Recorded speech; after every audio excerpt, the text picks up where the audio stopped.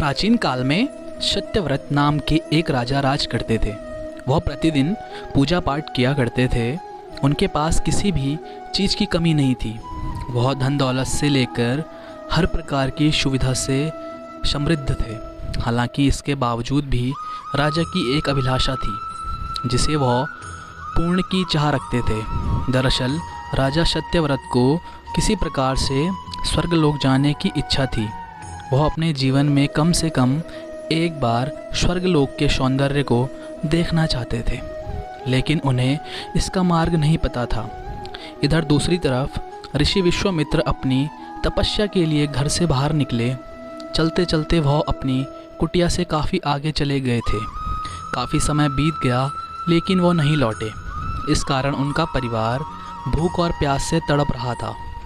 राजा सत्यव्रत को जब यह बात पता चली तो उन्होंने ऋषि विश्वामित्र के परिवार के पालन पोषण की जिम्मेदारी ले ली। कुछ समय बाद जब मुनिवर लौटे तो वे अपने परिवार को कुशल देख काफ़ी प्रसन्न हुए। उन्होंने पूछा कि उनकी अनुपस्थिति में किसने उनकी देखभाल की। इस पर ऋषि के परिवार वालों ने बताया कि राजा ने उनके पालन पोषण की जिम्मेदारी उठाई थी। यह सुनकर ऋषि विश्वामित्र तुरंत राजमहल पहुँचे और राजा से मुलाकात की। वहाँ पहुंचकर उन्होंने सबसे पहले महाराजा को धन्यवाद कहा।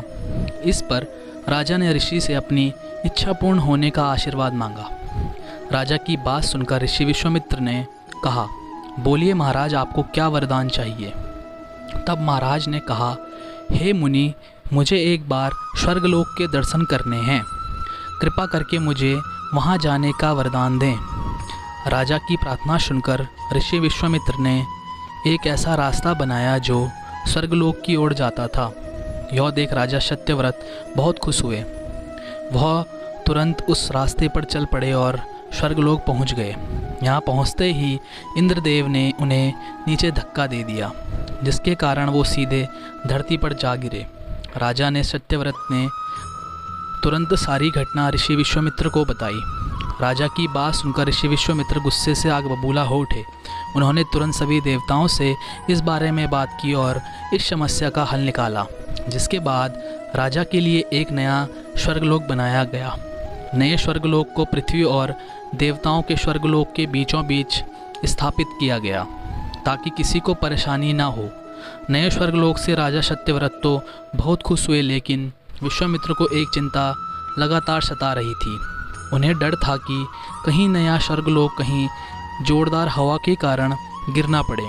अगर ऐसा होगा तो राजा सत्यव्रत दोबारा से धरती पर जा गिरेंगे। काफ़ी सोच विचार के बाद ऋषि विश्वामित्र ने एक उपाय सूझा। उन्होंने नए स्वर्गलोक के नीचे एक बहुत लंबा खंभा लगा दिया ताकि उसे सहारा मिल सके। ऐसी मान्यता है कि नए स्वर्गलोक के नीचे लगाया गया खंभा एक विशाल पेड़ के तने के रूप में बदल गया।